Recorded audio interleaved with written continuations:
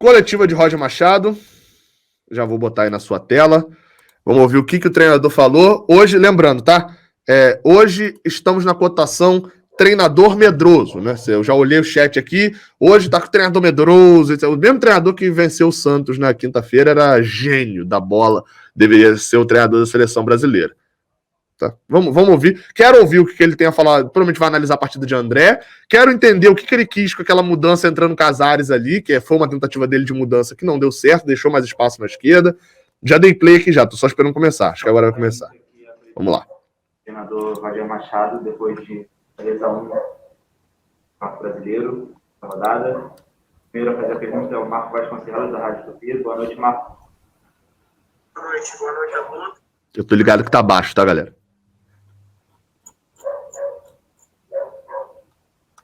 Mas agora ficou zerado de vez. Roger já tá falando, eu não tô conseguindo ouvir. Será que... Ih, ficou sem som essa primeira resposta, hein? Algumas equipes despontando, entre elas o Fortaleza, com jogo seguro. As outras equipes que estavam envolvidas na Libertadores e Copa do Brasil estão tendo algum tipo de dificuldade nesse início e a gente vem performando bem, sobretudo nessa perna, né, que eu chamo de no campeonato em blocos. A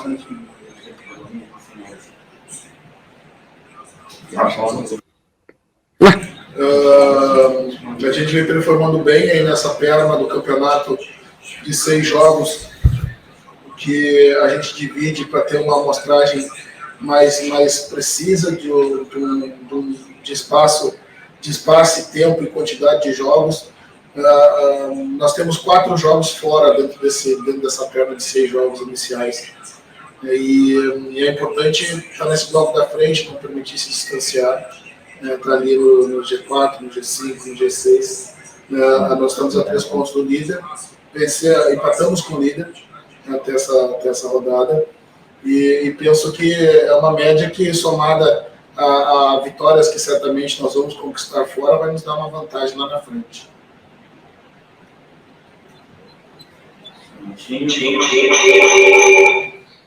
Problema técnico tá... É o Pedro Rangel, das Saudações Tricolores. Boa noite, Pedro. Boa noite, Roger. Boa noite a todos os torcedores. Roger, a gente sentiu o Fluminense no primeiro tempo um pouquinho retraído, né? Foram 12 desarmes e 2 finalizações. Aí no segundo tempo o Flu volta, de repente o Martinelli, ao meu sentir, voltou um pouquinho, mordendo uma marcação um pouco mais alta, fez o seu gol e ao que parece, né, voltou e recuou um pouquinho demais. Como é que você analisou esse primeiro tempo? Como é que foi o papo no intervalo?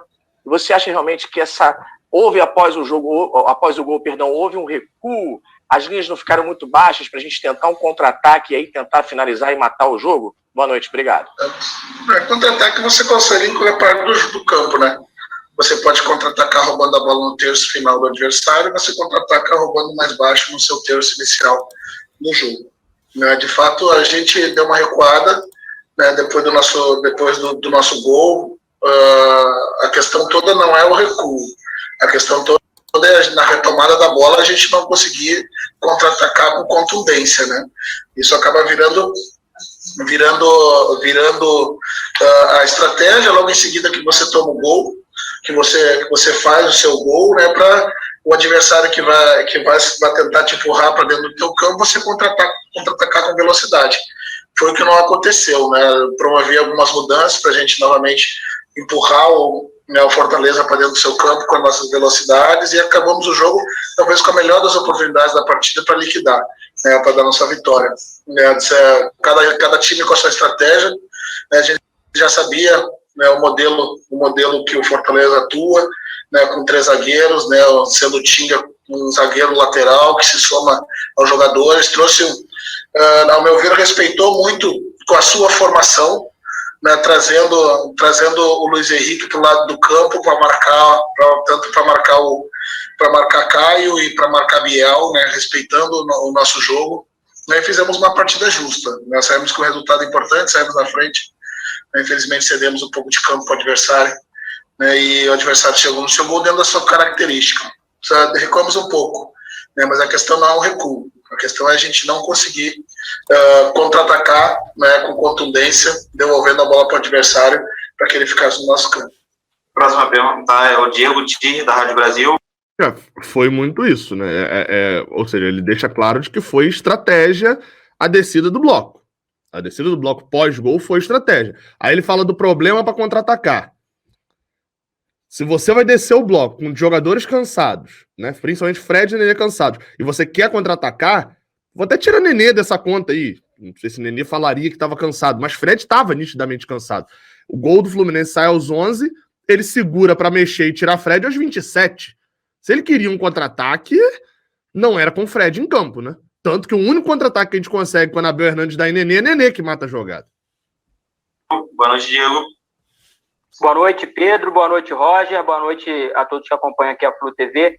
Roger, ao longo da semana, o presidente Mário Bittencourt declarou que o Fluminense deve buscar de 2 a 3 contratações antes das oitavas de final da Libertadores. É correto a gente imaginar que, além de um volante que foi até tentado recentemente com o Ronaldo, que você pretende mais um atacante de lado de campo, já que você tem tido alguma dificuldade para substituir o Caio Paulista e o Gabriel Teixeira, porque quem tem entrado não tem mantido o nível de rendimento dos titulares? Boa pergunta, hein? Gostei. O clube grande está sempre prospectando reforços, seja para uso imediato, para médio prazo, monitorando jogadores para um futuro breve. Resposta genérica. Não queria falar em posições, até para a gente não tirar o mérito daqueles que estão entrando e contribuindo com a gente. Mas a necessidade, por exemplo, o volante hoje ficou a cargo do André, que fez um belo jogo. Ainda bem que elogiou. Se esses jogadores performando para a gente pode mudar a posição até mesmo do que a gente pretende contratar. Era importante dar a oportunidade para o André, que vinha treinando bem. Eu acho que fez um jogo seguro, saiu quando cansou. Novamente. Ainda bem que ele falou que cansou, né? Ou seja, não foi questão física de lesão. Uma equipe grande está sempre prospectando jogadores. Seja ele para contratar fora ou para contratar lá de Xerém, que é a nossa fábrica de talentos. Falou e não falou nada. A próxima pergunta é a Luísa Sá, do Lance. Boa noite, Luísa. Boa noite, Roger. Roger, na coletiva passada você acabou de falar também, né, do André, que ele entrou bem, ele não jogava há 3 meses, então eu queria que você falasse um pouquinho mais sobre esse retorno dele. Na última coletiva você falou que o meio-campista precisa de ritmo de jogo, né? E o André não vinha tendo partidas, então o que você achou dessa atuação dele? E se você vê ele como um substituto ali só para o Iago Felipe, ou também na posição do Martinelli, que vai estar suspenso aí também na Libertadores, né? Então já é algo que você precisa começar a projetar de certa forma. Obrigada. O André eu vejo com características de primeiro homem, de protetor da zaga, é um jogador de intensidade na retomada, de encurtamento rápido, né, de bom jogo físico, uma relativa boa bola aérea e tem uma construção em primeiro terço. Porém, dentro do jogo mesmo, né, quando eu conversei com Martinelli e André sobre as posições dentro do campo, dentro da nossa formação, eu não quis direcionar diretamente qual deles seria o primeiro ou o segundo volante, porque eles tiveram muito mais amostragem na base do que eu. Né? E dentro da circunstância, eles me passaram que o André sempre foi mais primeiro e o Martinelli sempre foi mais segundo, saindo um pouco mais para o jogo. Como a gente tem jogado num tripé, optei por colocar o André dentro dessa função de mais conforto, porém em alguns momentos da partida eles trocaram, deixando o André mais como volante mais adiantado e o Martinelli no meio da linha, entre as linhas, para controlar esses espaços, que ele já está muito mais habituado com o modelo. Porém, ali nos gerou um pouco de dificuldade, porque o André não está tão acostumado com a dinâmica do tripé, né? E por vezes tomava uma decisão que não era adequada para determinado momento, né? A partir desse momento eu fixei o André como primeiro, né, deixando o Nenê e Martinelli como os outros dois médios, ou Martinelli e o Casares que entrou, mas penso que ele fez um belo jogo, né? Saiu quando cansou, né? Construiu, teve personalidade para construir, saiu lá de trás jogando. Ele meteu um Martinelli e Casares, ele tá dizendo que Casares entrou pelo meio e Nenê veio pra ponta? Não fez muito sentido, né? Porque Casares entra, dá a impressão de que é pela ponta esquerda. Mas ele diz que ficou o meio depois fazendo com Martinelli e Nenê, depois Martinelli e Casares. Só se for após a saída de Nenê, né? Se for após a saída de Nenê, aí ok. Jogando, teve muitos desarmes, ajudou muito e se capacita, né? O Wellington e André, nesse momento, estão disputando essa vaga de substituição, sobretudo na Libertadores, quando o Martinelli não poder estar. Eu acho que ele fez um bom jogo, se colocou na briga. É isso. Assim, você que tá assistindo, é isso. Roger não vai falar bem assim, o André hoje é o que vai jogar contra o Cerro. Não, o jogo falta 20 dias. Ele não vai menosprezar o Wellington na coletiva, não vai fazer isso, não adianta. Ele dizer que o André e o Wellington estão na briga já é um ponto muito forte para André. Muito forte. A última pergunta é o Felipe Siqueira, do GE. Boa noite, Felipe. Boa noite, Pedro. Boa noite, Roger. Boa noite, torcedores do Fluminense. Roger, você falou aí do André que ele fez uma boa partida aí, mas teve duas características diferentes. Você acha que o Fluminense acabou sentindo um pouco de falta do Iago, do que ele traz ali do meio de campo, da dinâmica? A outra perguntinha, Fred e Nenê, que são dois dos principais jogadores do Fluminense, hoje acabaram não conseguindo participar muito da partida. Você acha que é devido à sequência de jogos ou é mais mérito do Fortaleza conseguir anular essas peças? Não, o Fortaleza tem jogadores na defesa ali fortes de enfrentamento e não é todo jogo que os jogadores vão ser decisivos. Hoje o Nenê foi decisivo cobrando o escanteio que resultou no nosso gol, né, e ajuda na nossa dinâmica de meio campo.